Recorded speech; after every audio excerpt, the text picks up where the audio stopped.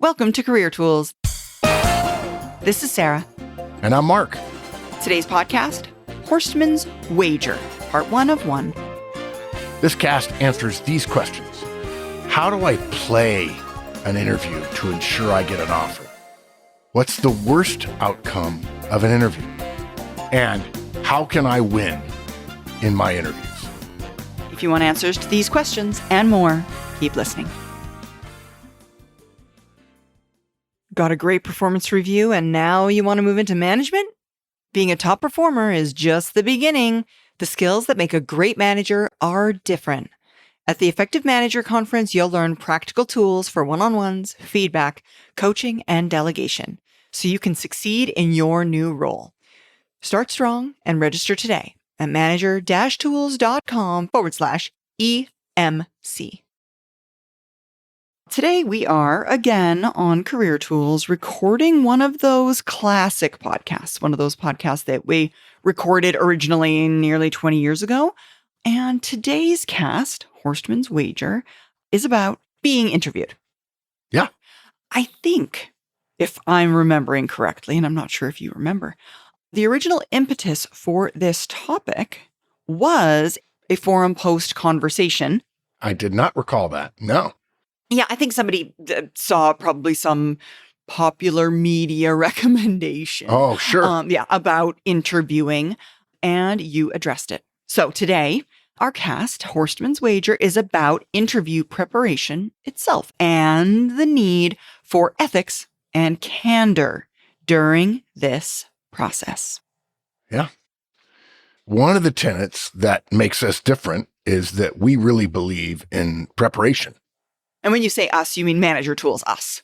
Yes, obviously. And most people don't understand interviewing. They don't understand. And legitimately, they don't. I mean, it's not their fault that they don't understand. It's nobody has ever explained it to them. It's like a black box. They see people go in that they shouldn't expect to get offers that do, and people that they're certain will get offers that don't. And the understanding of how you prepare, how you craft answers and so on is wildly misleading. Everyone's trying to make it easy. And in fact, you don't want to wish for it to be easy. You want to wish to be prepared. So we really spend a lot of time focusing on preparation. And once you do our preparation once using the interviewing series, which is available to licensees, obviously, things change enormously and you'll never worry about interviewing ever again. And the other side of the coin, the way the rest of the world sees interviewing is you have to learn how to play the game. You know, there's all kinds of guidance saying interviewing is a two-way street, which it's not. It's a one-way street, back to back. First goes the company and then goes you.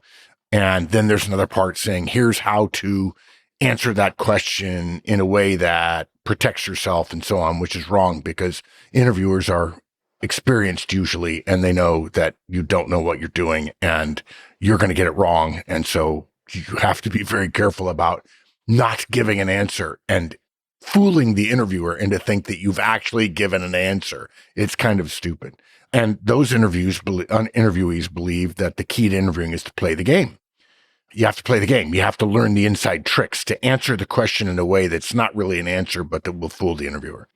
And a lot of people will say, the key to this, the way to prepare is to learn about the company. So you can be what the company wants you to be. That's the key. And that's wrong. It's stupid. Exactly. So folks, in this cast, we're going to discuss what we call Horstman's Wager. And we're going to talk about why playing the game is a kiss of death when it comes to interviewing. Now, this is true of many of the things that we talk about, frankly. Most people want to know the secret. They want the magic move. They want the silver bullet. They want the key to riches, that easy one thing that they can do that unlocks this, to your point, black box that is interviewing. And as in every single other case, there is no something like that. There is no silver bullet. Basically, when it comes to individuals who are searching for the silver bullet, they're really just trying to avoid the difficult, hard work of preparation. And thus, Horstman's Wager was born. Yeah. because basically playing the game is not only lazy, but it's ineffective in the short and long run. If you're playing the game and somebody else isn't, they're going to beat you out, assuming they've prepared. Now, you may think going through life means avoiding preparation. Well, good luck with that. I suspect you choose your doctor by how much preparation they have. And you don't want somebody who's not prepared operating on you. And there are thousands of millions of, let's let everybody just drive on the roads without any preparation. That'll be good, right? I talk to people all the time who say their competitive advantages, they're prepared for every meeting they go to. And then I talk to other people who say, no, I don't prepare for anything. I just go in there and I'm myself. I'm just being my authentic self. Our outline is really simple. We have 2 items, preparation and then the actual description of Horstman's wager. In preparation, we're going to talk about a little bit of background about the black box that interviewing is, and also the idea that playing the interview game is a myth. It's a classic myth. You have to play the game. You have to be somebody you're not in order to get an offer and so on. It's just dumb. And then in Horstman's wager, we're going to lay out the 2x2 matrix of Horstman's wager, and we're going to talk about the 4 quadrants. And basically, it's about whether you get an offer or you don't, and whether you act as yourself or you don't. Yeah. All right. So let's start with the preparation piece of it. And we started to dip our toe into this, if you will, but we're going to address first that concept that interviewing is a black box. And folks, this is the small kernel of truth that leads us as interviewees into this pit of despair when it comes to interviewing poorly in so many cases.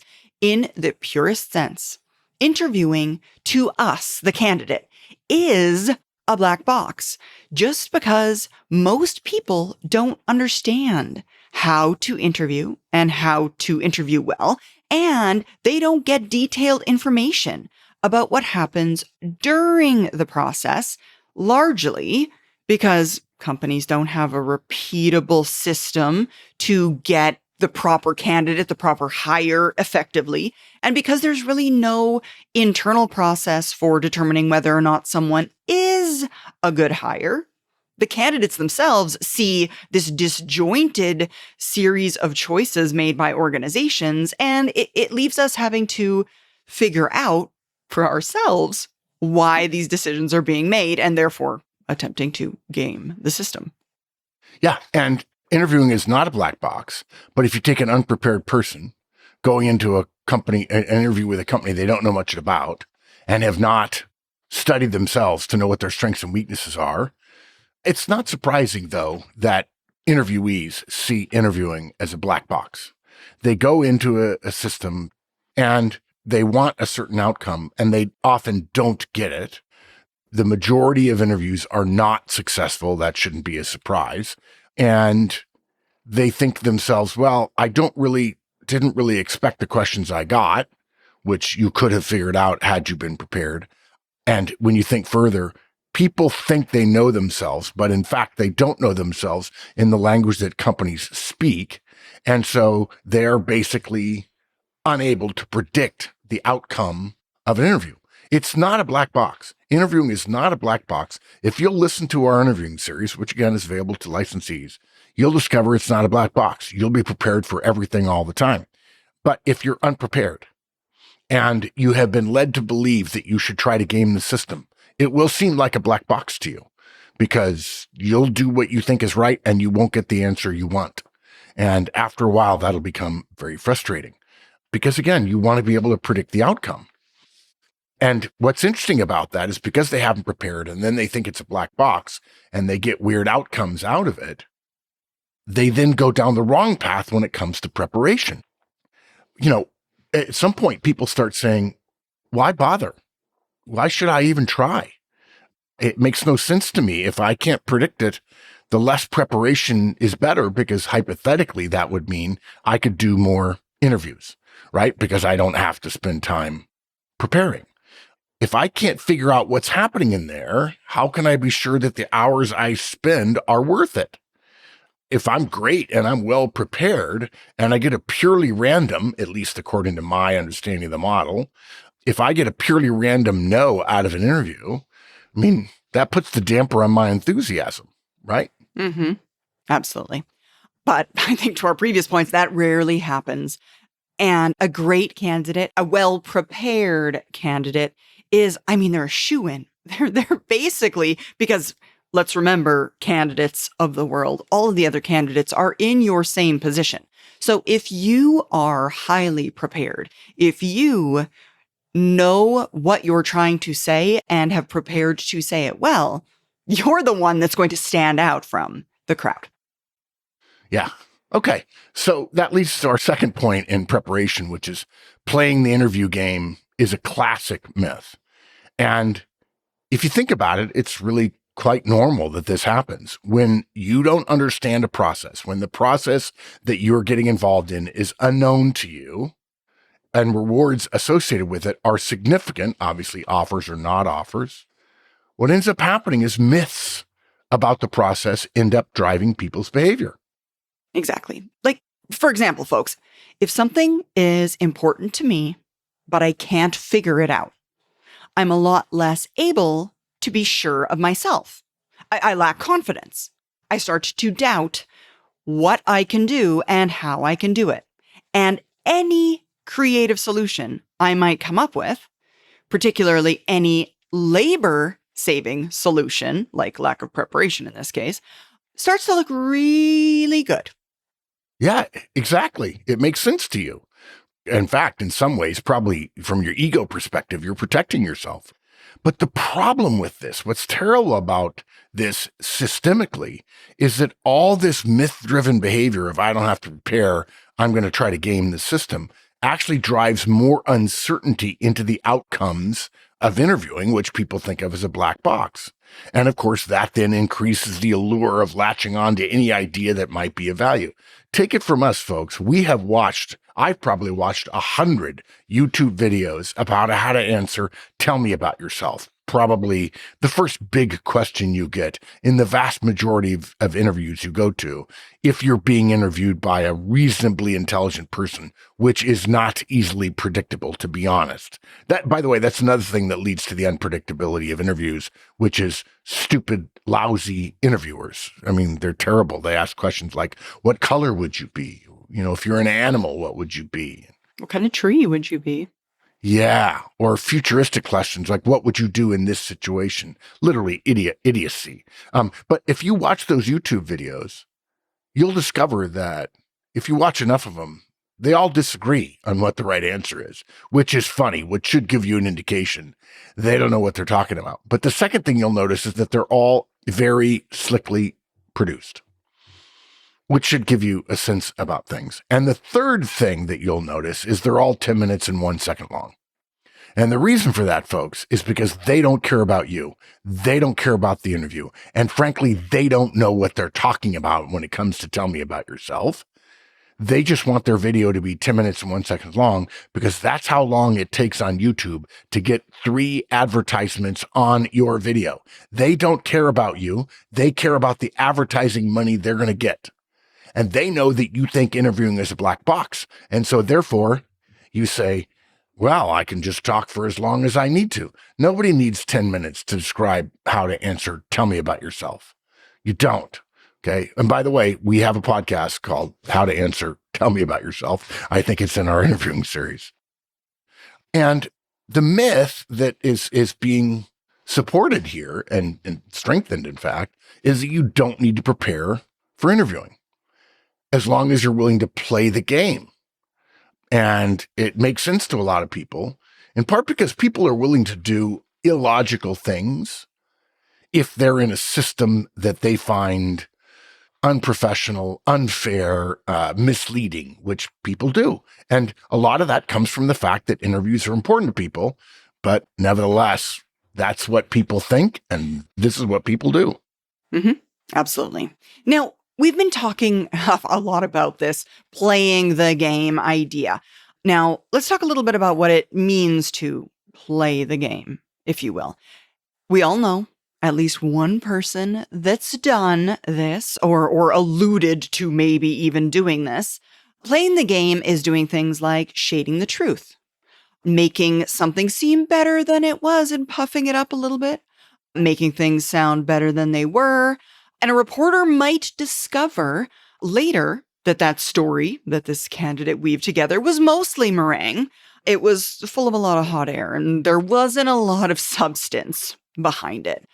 This idea of playing the game is basically playing in the gray area for many people, making clever omissions, being vague where we need to be, glossing things over, retelling a story in a way that makes someone look good, talking about things like being laid off versus being actually fired, or a short-term job, for example, that ended with a termination, being left off a resume because it was really only 3 months, grades that are rounded up a little bit too much, projects that are made to sound bigger because no one can actually prove that the impact wasn't really that big, pumping up one's involvement because the facts can't be checked on, claiming to be a leader when one was only a team member. And we've all seen it. Sometimes interviewers fall for these white lies. The vast majority of times, though, interviewers don't because of Horstman's third law. You're not that smart, and they are not that dumb. Yeah, and I think when it comes to talking about interviewers, and I've done probably as much of that, if not more than I've done as much, if not more than the vast majority of people on the face of the earth because I was a recruiter and then I helped companies hire people, tens of thousands of interviews over my career. And recruiters may not be getting a whole lot smarter. Actually, I think they are. Interviewers are not necessarily. People would think, oh, interviewers are still just interviewers. No, you get smarter as you learn how to interview. And you also get more cynical. And you learn the one key lesson as an interviewer, which is part of the interviewing series. And we certainly teach it at our Effective Hiring Manager Conference, which is the purpose of an interview is find a reason to say no. And if you don't get enough reason to say yes, then you say no. So you're probably not going to fool them. Now, look, there's another point we want to make here. Our point here, and this will surprise you, is not that lying or ethical shading is bad. Okay, that's not the point we're making. Don't get us wrong. It is bad. Okay, but that's not our point. Our point is it's stupid. It's ineffective. It's driven by a myth that is false because of a misunderstanding about interviewing as a system. That myth that we have of the black box causes us to justify laziness. And without preparation, we use as a crutch a little bit of cleverness, a little bit of playing the game to get what we want. Mm-hmm. Now, some of you have been listening to Manager Tools for quite some time. You've heard some of our other interviewing guidance, what have you. And it might lead you to say something to the effect of, but wait, you guys said that the purpose of interviewing was to get the offer. Right? So now, am I not doing just that very thing? And folks, the answer to that would be yes, but all Manager Tools recommendations are inherently built on an ethical foundation. You cannot subvert our intent by eliminating our assumption of ethical behavior. In this case, folks, what I'm saying is the ends do not justify the means. We start with ethics and everything else flows from there. This year, skip the usual gifts. Give something that truly makes a difference.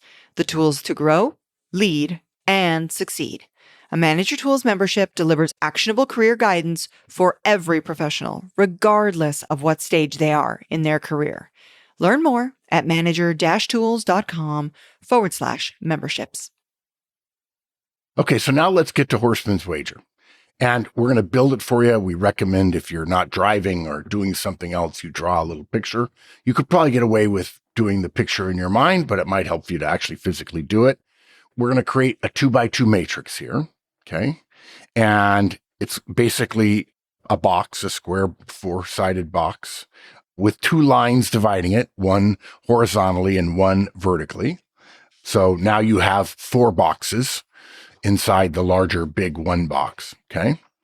We're going to number the 4 inner squares as quadrants, numbers 1 through 4.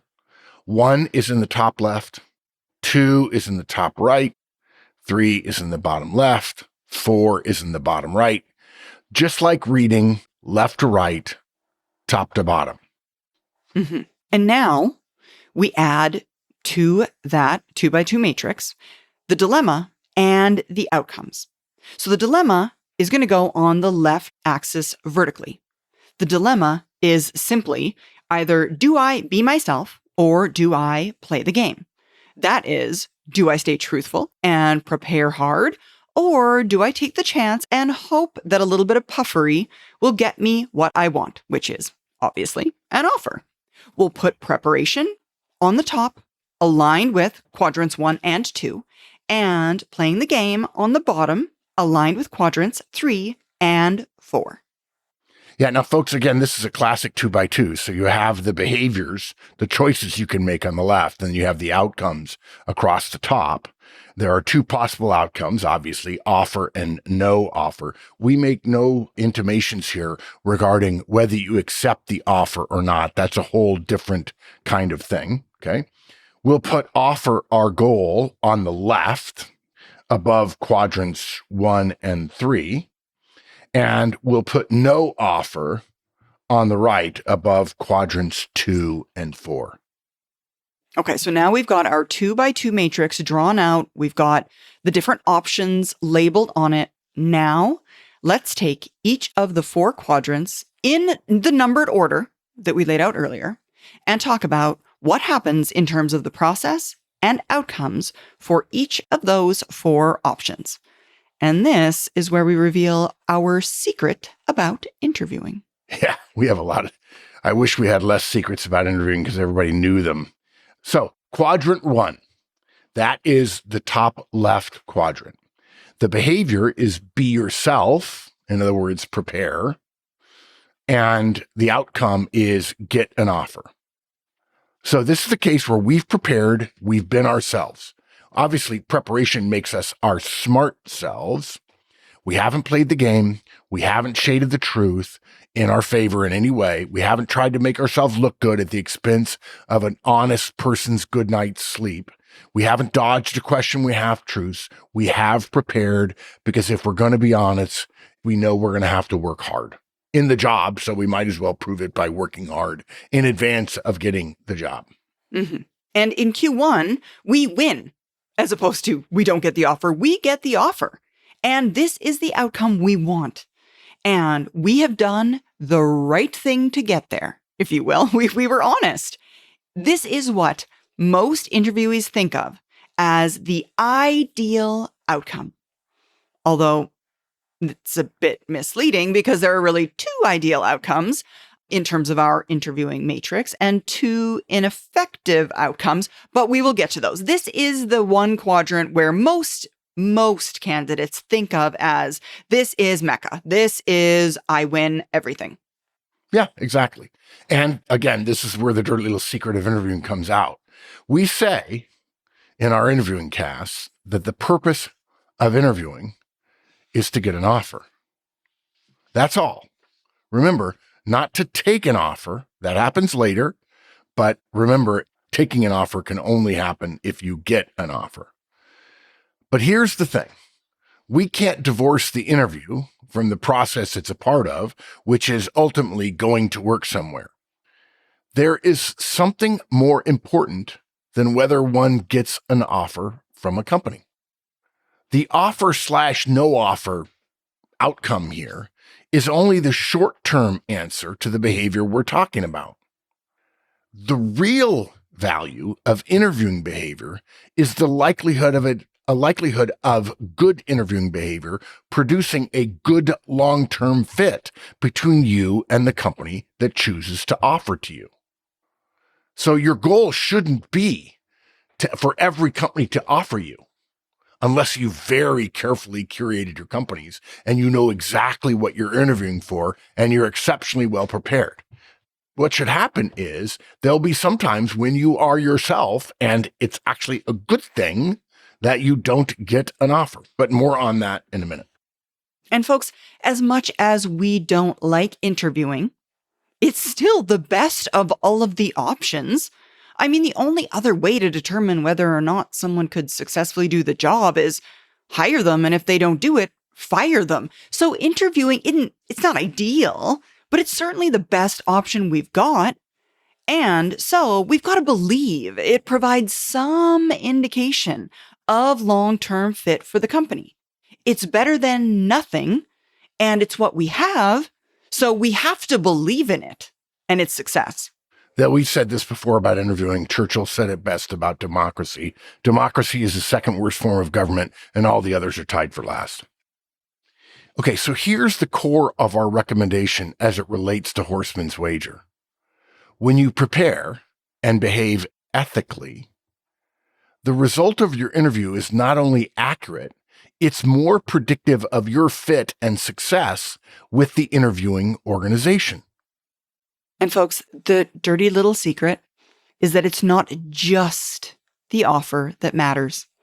It's what your behavior and the offer together suggest about the long-term fit that are the real key to interviewing success.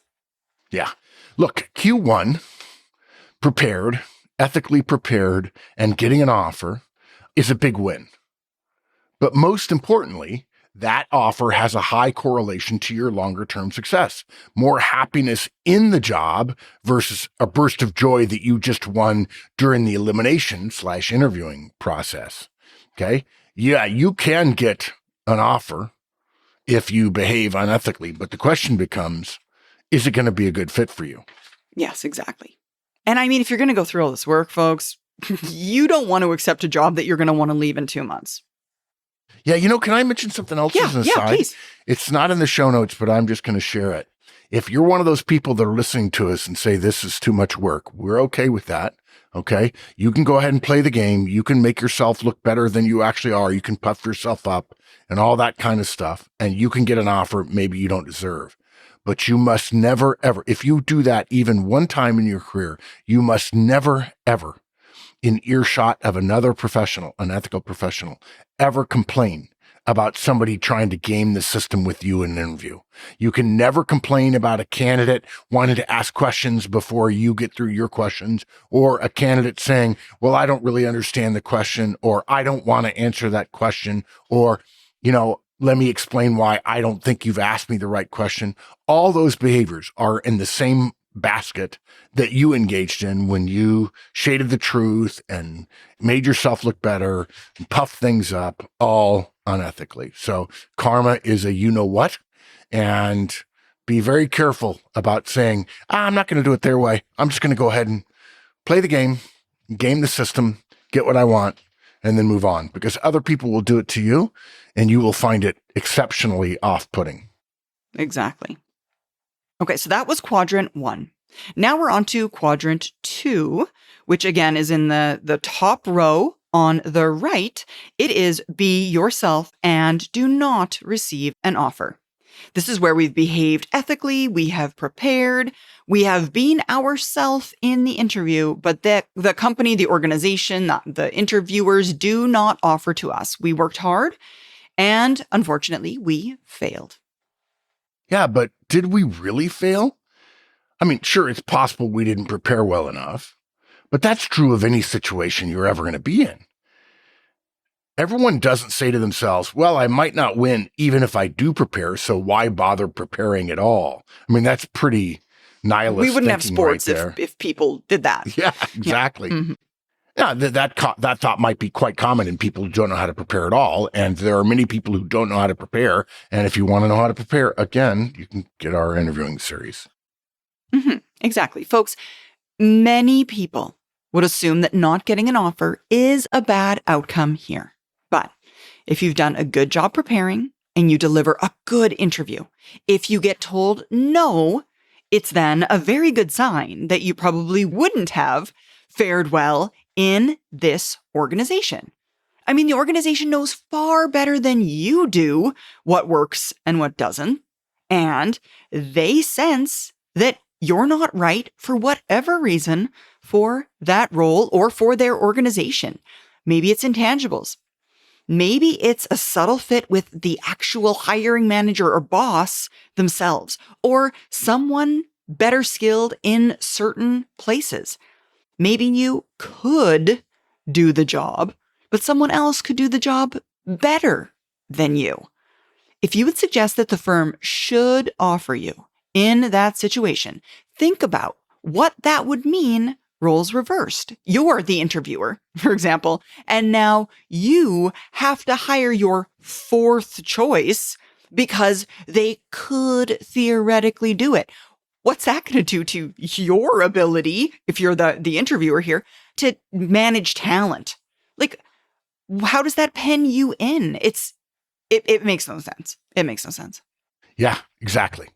The key learning here is if you look at your quadrant holistically at a high level, for both Q1 and Q2, which essentially is the top row based on preparation, while we only get an offer in one of those two quadrants, both quadrants suggest a more effective long-term solution. In other words, we get an offer from a company that we're prepared for and that we're interested in. But by the way, we assume you're interested in the company. If you're not interested in the company, you should not be interviewing. So if we're interested and we're prepared and we get an offer, that should be a sign that that's probably a fit. Whereas if we're well prepared and we don't do well in the interview well enough to get an offer, that's a sign that you're probably not as good a fit. Yeah. And I mean, going back to what I said earlier, do you want the job if the hiring manager knows you're probably going to wash out in a couple of months? No. Yeah, exactly. You'd No, rather you keep don't. You interviewing and find a better spot to land instead of trying this out for 3 months and then having to do the interview candidacy rigmarole all over. Yeah. And again, the top row, quadrants 1 and 2, that's where all the goodness happens in this 2x2 matrix. When we get to the second row, the bottom row, quadrants 3 and 4, things get really dark, really negative, very fast. Mm-hmm. Yeah, exactly. Which takes me then to quadrant 3. And quadrant 3, it's the left across the bottom, is where we play the game and we get an offer. Now we have the candidate playing the game, shading the truth, stretching the truth, being clever to look very good, making sure all the proper buzzwords are in place, and said candidate, untruthful. Candidate gets the offer.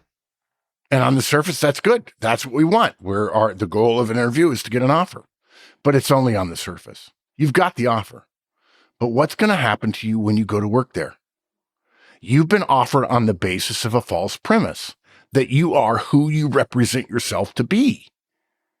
Folks, you're not going to be happy there. This does happen, and everyone knows it. Hiring managers saying to themselves, what happened to the guy I interviewed? I thought he was great. He turns out terrible. Well, that hiring manager was lied to. And in the long run, everyone loses. Even the people who hear the story about how you got an offer and then it didn't work out. That scares them about interviewing. And you probably, if you're willing to lie in the interview, you're probably willing to lie about how much preparation you did as well. Mm-hmm. And lie at work every day too. Mark, this really, that paragraph, that idea itself really, really reminds me of when I initially interviewed for manager tools. And folks, yes, not all of you know this story. I'm sure you don't.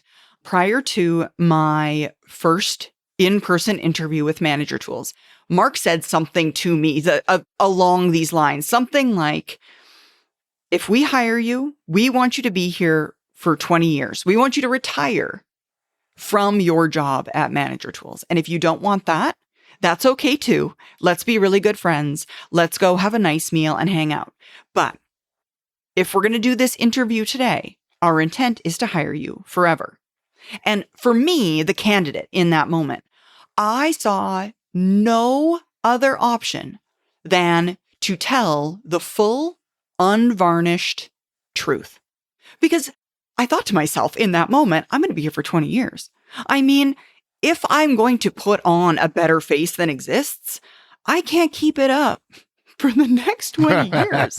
Like, I just can't. I don't have it in me, honestly. And I'm sure some of the unvarnished truths that I told you, Mark, I mean, you'd be the judge of it, made me look less than ideal.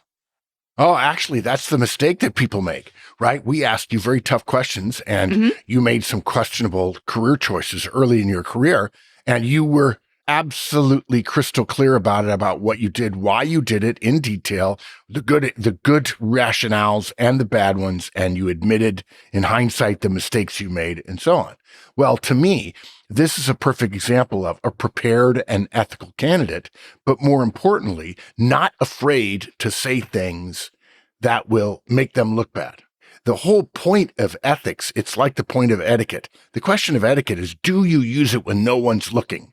The point of ethics is, are you willing to be truthful? Are you willing to be honest, even when it hurts you? It's easy to be honest when it makes you look good, but it's hard to be honest when you don't look good. And in fact, as I recall, it was like a 7-hour interview. Yes, it was 7 hours. And we had already made the decision. And I think the interview was largely just the one question. Tell me about yourself. It was the first 7 hours. Yes. And we made the decision to hire you based on that one question because you were so honest about things. And you had since been very successful, but I didn't even care. I was like, no, this is the person I want. They're willing to be honest even when it's uncomfortable. And even when it's to everybody else's perception against the rules of the game. But you were not playing the game. And I don't like game players, never have. And recruiters don't like game players either. So you played it exactly right. You said, hey, look, I'm going to prepare. I'm going to be myself. And if they don't offer, then myself isn't right for the job. And that's the thing. It was myself that I had to maintain for the next 20 years. The intent here is fit, not winning, not getting the offer. It's if I get the offer, will I fit in well with this organization? And essentially, we're revealing here the danger of that black box mentality. The short-sightedness of it. It drives behavior that is wrong on so many levels, ethically, professionally, systematically. There is short-term positives that are celebrated and long-term negatives that are often missed, never correlated, and much more important to the entire system. Yep. I couldn't have said it better myself. That gets us now to quadrant 4. Now we're in the bottom right. So we're still in the bottom level. We're playing the game, but in this case, we don't get an offer. Okay. This to me is the crowning jewel of Horstman's wager, the 2x2 matrix. It's the ultimate like double whammy. Okay. Not only did you not get where you came from, an offer, you have to wonder, this is just a deadly serious question. What would have happened if I had done my preparation? Would they have offered me if I had simply been myself? I'm just going to let that hang there for a minute. Because, folks, the tears before were much smaller than the tears after this question hits your mind. When the shock sets in, that they didn't say no to you. They said no to that little cardboard cutout you held up in front of yourself. It's like dressing one way for a date and being told no for a second date. And then a week later, seeing that individual, that young man or lady you had interest in with someone else dressed exactly like you would have dressed if you had been your smart self, not your slick self, your honest self, truly who you are. And now you weren't you. And they said no to not you. And now you have to live with that. Would they have said yes to real me? Maybe. Maybe they would have. Yeah. Look, it's really simple, folks. You can play the game, but both outcomes of the game are bad. You get an offer from a company that you may not be aligned with. And by the way, your career will suffer, and that will make future interviews harder. Or you can not get an offer and spend the rest of your life wondering what would have happened if I'd just been honest. Or you could do the preparation. And you'll either get an offer because you deserve it and you're a good fit, or you won't get an offer, meaning you're probably not a fit. It seems to us Really, really simple. If you think long-term, the best outcomes from interviews come from real preparation, not performance. You're not on stage. Okay? The worst ones happen when you start playing the game instead of playing it straight. Yeah. And to your point, Mark, you just said it. Interviews aren't a stage. They're a signal. And over time, signals always beat trickery. Don't try to be the slick version of yourself. Slick fades fast. Be your smart self, the one who's done the work, knows the story, understands the room, and shows up with confidence instead of choreography. Because when you do that and you don't get the job, you build the kind of reputation that gets you the next one and the next one after that. All right. Thank you, Mark. Thank you for the wager. Thank you, Sarah. That was fun. It was good. It was really good. Thanks, folks. We hope this helped you. Now help us, help others, and tell your friends. And of course, follow, rate, and review our podcast. And remember, 5 stars only, please. Bye, everyone.